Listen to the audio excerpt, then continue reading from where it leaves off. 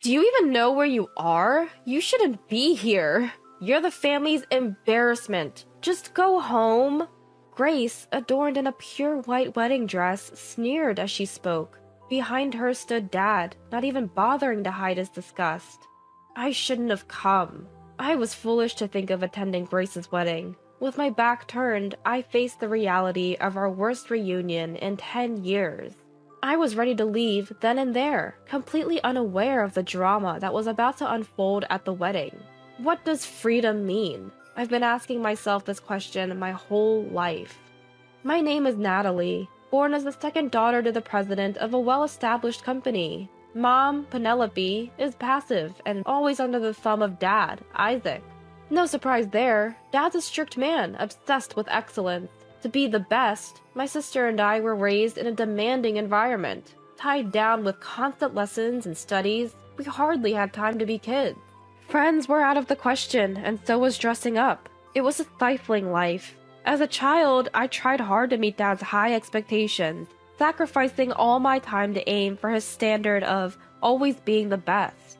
But I never quite made the cut, never excelled in academics or sports. Every day, my failures were pointed out by teachers.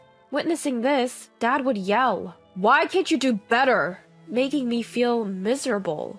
In stark contrast, Grace was exceptional at everything she did. Always top of the class, excellent in sports, and praised in extracurricular activities. She was the perfect overachiever, the epitome of Dad's mantra, always the best. So there it was, the superior sister and the mediocre one. A life of constant comparison and scrutiny. Longing for freedom but unable to express it, I had no choice but to live as told. Even though I was trying my hardest to be the person my dad wanted me to be, a pivotal moment happened that made him give up on me. High school entrance exams. My older sister Grace had already started high school. She'd gotten into a prestigious private school, sailing through the application review and acing the interview. Dad then ordered me to follow suit and take the exam for the same school. It was a tough school, way out of my league, but I studied hard, skimping on sleep to follow Dad's orders. In the end, all my efforts were for nothing. I failed the admission test. The moment I saw the results, I felt like the floor had dropped out from under me. I managed to get into another well-known private school, but Dad wouldn't have it. "You're a real disappointment," he said. From that day on, he acted as if I didn't exist. Because Dad treated me that way, Grace became cold toward me too. "You're a disgrace to the family. Stay out of my sight," she said. We stopped doing activities together, and Dad said nothing about it. I knew then that I had been completely abandoned. The only one in the family who still talked to me was Mom, but even she ignored me when Dad was around. Once Dad caught us talking. "Don't waste your time!" He scolded Mom, looking at me as if I were trash. Mom looked distressed, but said nothing. I felt there was no place for me in this family. What is family, anyway? If I can't meet their expectations, do I not even have the right to exist? I pondered these things throughout my high school years. As high school graduation approached, I chose to enter the workforce without second thought. I'd rather be on my own, in a place where no one knows me, than stay in a family like this. I searched for jobs without consulting my family, but Mom noticed and secretly recommended me to a resort hotel run by an acquaintance. I could work there and live on site, so I went for an interview and got the job. I hadn't expected it to be stricter than my family, but I soon realized I was wrong. "We'll train you rigorously. Stick with it," said the owner, a woman who was a friend of Mom's and slightly older, but she didn't look her age, and she had a strong presence. Her training was tough, and I came to realize the difficulties of customer service. Each day involved rigorous instruction from the owner. Working under the owner's strict guidance was eye-opening about the challenges of customer service. Every day was a lesson in toughness from the owner. I had some experience dressing formally while living at home, but constantly wearing a uniform resembling formal attire while hustling around required more physical stamina than I had anticipated. "Don't look tired when you see guests off. Always smile." I was often reprimanded for my disheveled appearance after bed making and tidying up, and I even hurt my back once. Despite working twice as much as me, the owner always seemed radiant. She was rushing just like me, but I never saw her posture falter. Always be aware of how you present yourself. Concentrate hard so you don't make the customers uncomfortable. Yes. The training was harsh, but I put to use the endurance I had developed at home, mastering the skills and knowledge for the job. Feeling a small joy when something I couldn't do yesterday becomes possible today. Faithfully delivering to customers what the owner taught me. I heard this routine every day, but as I kept at it, I began to occasionally hear from the customers themselves. Natalie, the customer earlier said you provided excellent service. Keep it up. Being praised by the owner moved me in a way I had never felt before. For the first time, I felt a sense of fulfillment and recognition that I never felt back home. At that moment, I was thankful to Mom. Without her support, I would never have found this job. I'll do my best. I found a sense of accomplishment in this job that I had never felt before. Around 10 years after leaving home, I got a message from Mom saying, Grace is getting married.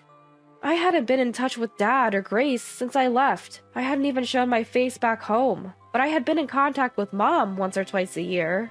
I was slightly surprised because Mom hadn't mentioned that Grace was engaged, but honestly, I didn't really care. I won't attend. Dad and Grace will probably not want me there. I didn't tell Mom. I don't want to see them either. Don't say that. It's a once-in-a-lifetime event, and I want to see you, Natalie. I tried to decline multiple times, but ended up reluctantly agreeing after Mom persuaded me. The venue was a top-tier luxury hotel. Probably Dad's doing, I thought. The groom Samuel was the son of a CEO of a top-tier company, clearly someone Dad would like. The attendees were the type Dad would approve of. The event was extremely lavish. As much as I wanted to avoid them, when I entered the green room to greet them, both Dad and Grace glared at me with contempt. It was clear they despised my presence. I expected it, so I didn't care. However, Mom, who had invited me, tried to smooth things over.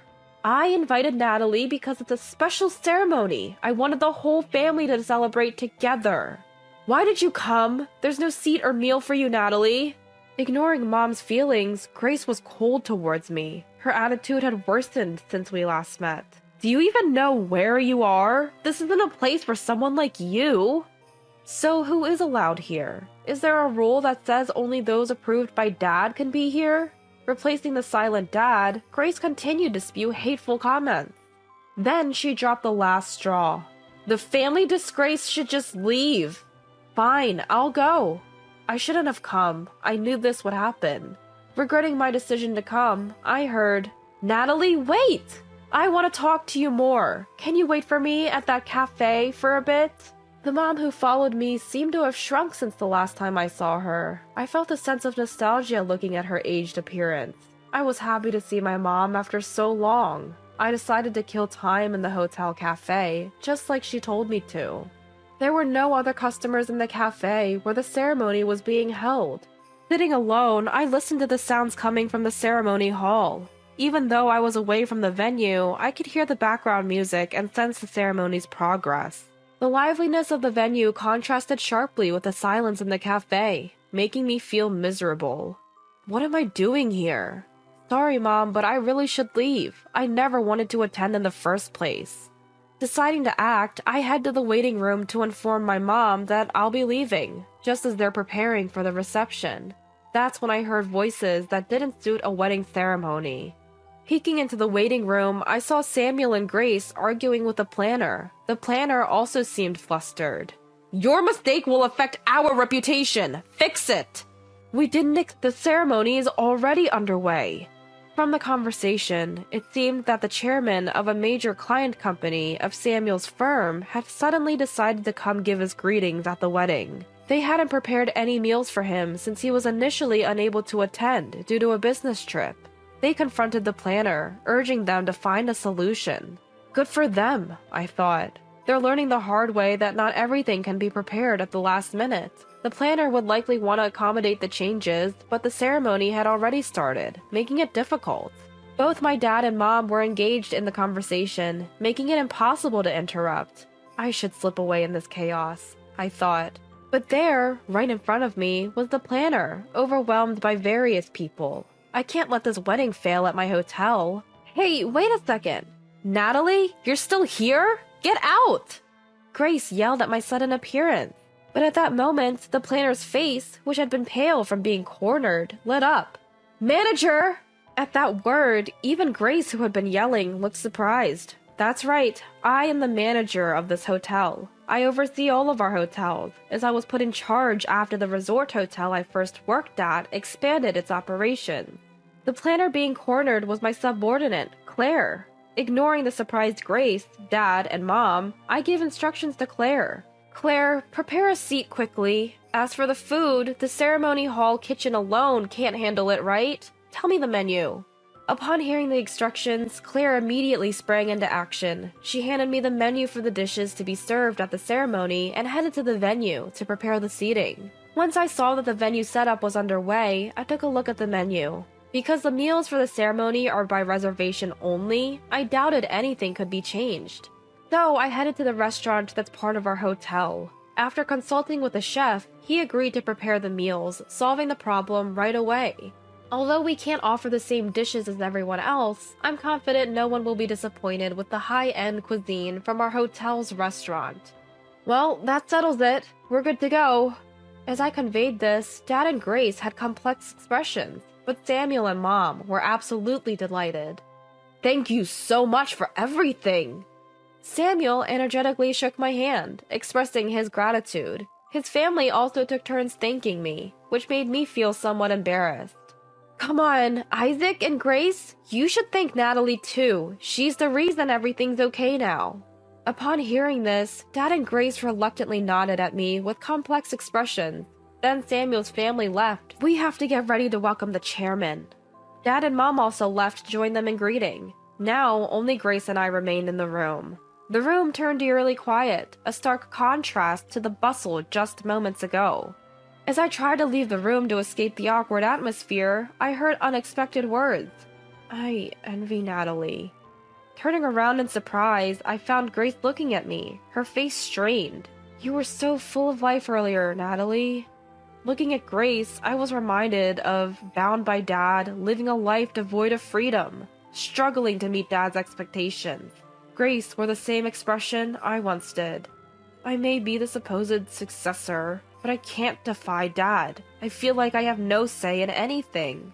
I realized only now that Grace felt the same way as I did. She looked like the capable older sister, but she was actually struggling to meet expectations. It must be nice, Natalie, being away from Dad, being free. Hearing that, I realized my freedom came at the expense of Grace. Had Grace not been there, even if I'd failed the exams, I would have been forced to become the person Dad wanted me to be. Because Grace was there, it was okay for me to be gone. It was okay to pour all the expectations into the one who remained, Grace. I gained my freedom by being cast away by Dad, but in doing so, I let Grace shoulder all of Dad's expectation. Grace envied my freedom. Perhaps that's why, meeting her today after 10 years, she seemed colder than before. But still, the outside world isn't as free as you think, and it's very harsh. In that world, without relying on anyone, I fought to survive. From Grace's perspective, I must have seemed like someone who lived life on my own terms. But I wanted her to know that the world outside wasn't always a walk in the park either. For the first time in our lives, we, as sisters, were open about what we thought of each other. Natalie, you're amazing. Grace complimented me for the first time. I think this was the moment I finally felt like a real sister to Grace. After some time passed since the wedding, Grace did something she'd never considered doing before. To support her, I went with Dad to Grace's company. Dad, I think the company won't grow if things stay as they are. I took a leap and told Dad I thought his methods were outdated. Of course, Dad got furious, his face turning beet red. You're saying the way I've been doing things is wrong? Surprisingly, Mom chimed in. Isaac, the younger generation is taking over. We should consider their opinions. Not only will we help, but we also ask for your cooperation. Thanks to the backing from also Grace's husband and his family, Dad relented, and Grace got involved in the business. My worries turned out to be unfounded, and I could finally breathe a sigh of relief. With Grace's strong insistence, there was a shift from old ways of thinking to adapt to modern times. See, you can speak up. I can't let Natalie outdo me, Grace said, her face brimming with confidence. I have a feeling that the company is on a path to becoming even better. I also started having more family interactions with Grace. Today, we have to entertain an important client. Can I use your place, Natalie? This became Grace's go-to phrase. Now in a business context, she's an important client, and I never cut corners, whether it's for family or not. Yes, we'll prepare everything. Delivering the best service is the life I chose, on my own terms.